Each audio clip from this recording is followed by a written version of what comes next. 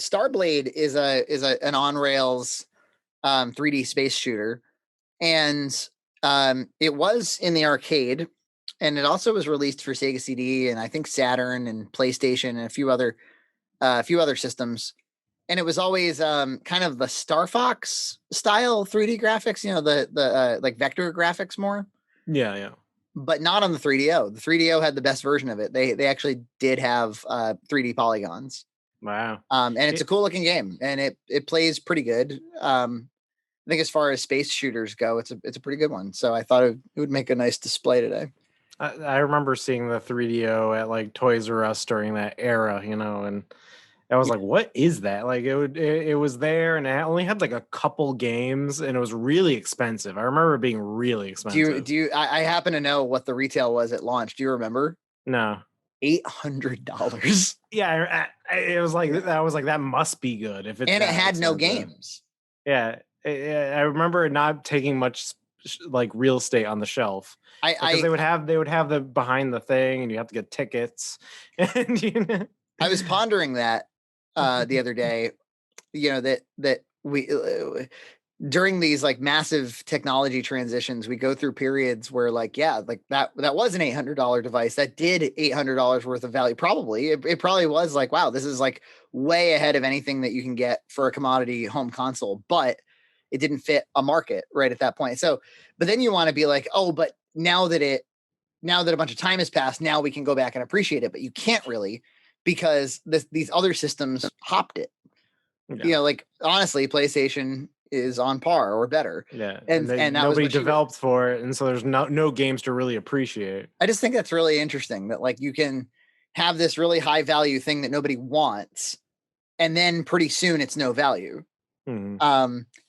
I was I watched there's this YouTuber, people probably know him. He's like a retro game collector. His name is Metal Jesus. I think we've talked about him here before. Yeah.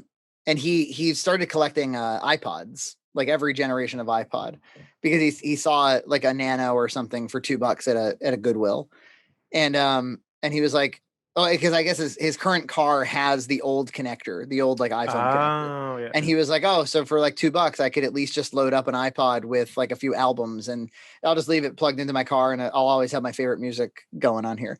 And then he started getting into it, and he showed, I don't know, probably like 15 different generations of iPod, from the very original one, which I guess now a new one goes for thousands because all the batteries died in those. And like, that's what's funny about those products were not made to do anything but like you were supposed to consume them, get them for a holiday, and then like throw them the fuck out like 2 years later. Like they were not meant to be collected. They were not meant to be owned because the batteries die and you can't get them repaired after the fact. Yeah. So they are highly collectible in as much as they're difficult to collect for. But yeah, like it was fascinating to be like, oh, and then they did the shuffle, which was like trying to not have a display. It was like, it'll be random, and that'll make it only $100. And then, well, USB A is not really the thing that we want to have on these devices. And then the Nano started to look like a watch. And so it's like, okay, so maybe it's a watch. And, like it went through all these, it was just fascinating to reflect on the past, I guess, 15, 16, 17 years now of iPods, because it all leads into the Apple mobile line. And to realize that they were just kind of like boldly experimenting and iterating, somewhat at the consumer's expense. I mean, well, very much at the consumer's expense, but the consumer never minded. The consumer was always kind of right there with them, being like, yeah, let's just buy the next one and see what else you got. Yeah. I mean, I had my first iPod was the iPod mini. It was the small one with there were different colors. I had a green one. And I remember being kind of blown away. I think it was only like 2 gigabytes, but I was like, I could put all of my music on it. Yeah. Well, because MP3 players were a thing, but not really. No, they were around, but they were like janky. They didn't always work. This is the first time I remember, like my friend had the first generation, which had a spinning hard drive in it. Yes. And so try throwing that in a backpack. It starts. Yeah. It actually starts winding up when you turn it on. Yeah. And I remember that blew me away because it was just like he had all of his music on there. It was all of it. It was Right. And he ripped all of his CDs because iTunes made it really easy to like make a library of your CDs. Yes. That And was by the way, thing. I think it was only like 6 gig. It wasn't really, but 6 gig was like, well, shit, that some computers only have 6 gig. Yeah, I mean, there was like the MP3 players you got were like 32 megabytes. And that was around the time where they were selling like $500 external hard drives that were like 300 gig. Yeah. And you're like, that's a 300 gig lacy hard drive, or whatever. Yeah. I never. Did anybody ever decide if it's lacy or lacy? Oh yeah, I remember that was a short thing, especially because at Emerson they were like, you got to get the lacy or lacy or whatever, because they usually had the FireWire port, yes, which was really a high. I still keep a bunch of I have a little drawer of cables, and I was like looking for like a USB-C one just today. There was one that was just like tons of FireWire cables, and I was like, Frankie, you gotta like start cleaning out your old fucking formats. Like, what is this shit? Yeah, I still have a few FireWire cables around, which I can only use on one computer that is. I'll never get rid of it. It's hopping along.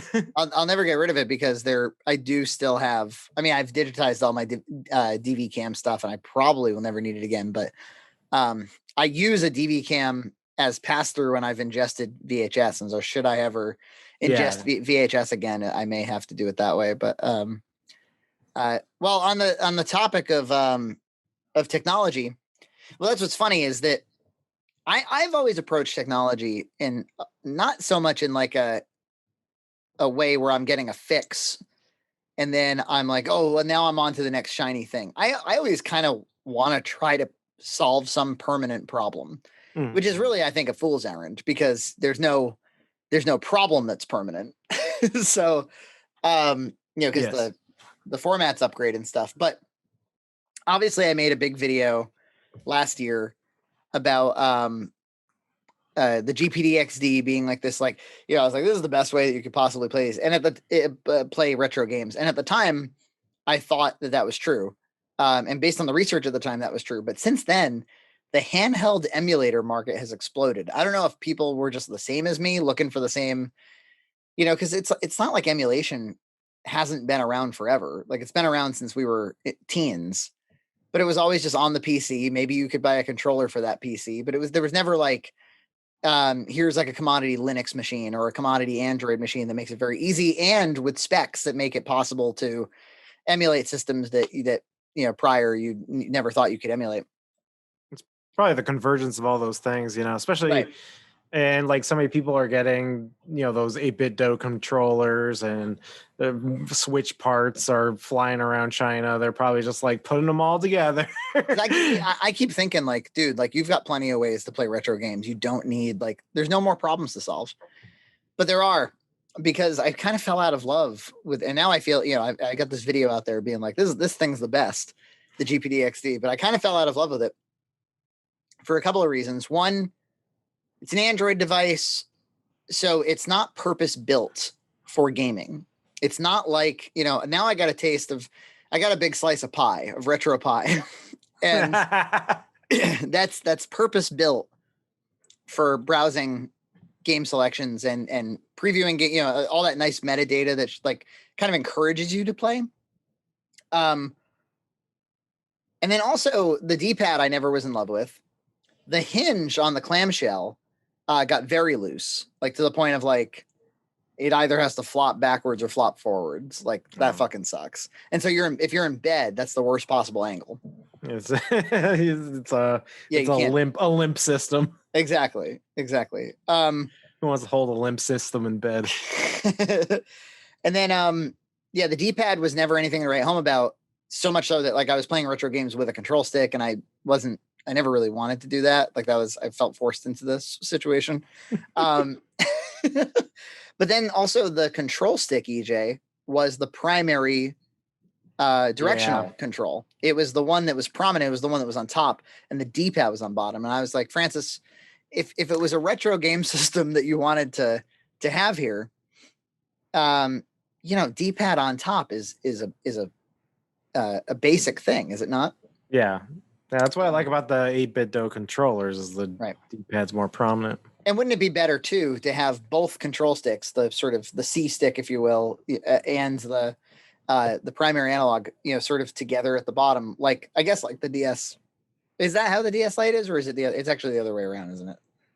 The Switch Lite, it's the other way sorry, around. Switch So yeah. the control stick is prominent. That makes sense because there's more often than not you're not playing retro games. But if you have a system that's purpose built for retro games, so I started doing. Well, I don't know what came first.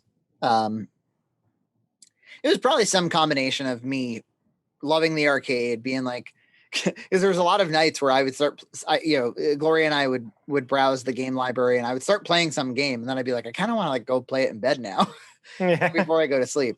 That was one. Two is I actually did kind of fall in love with that Game & Watch, that Mario Game & Watch. Yeah. And I was like, but I don't, I think I said to you, I was like, it would, for $50, it really would have been nice if they would have given you like Mario All-Stars. Give me like all 3 Marios. And then I was like, well, what are you bitching about? Like you could buy some portable system that plays every game ever, if you really wanted to. So I started doing some research, and I think some of these things were recommended to me on YouTube. That's how it always starts. Is there some dude from the UK on YouTube being like, so guys, I got in the Pi 4 this weekend, and it is a very nice build, guys. So please like and subscribe. Before we go into it, guys, I do want you to check out Virtual Shield.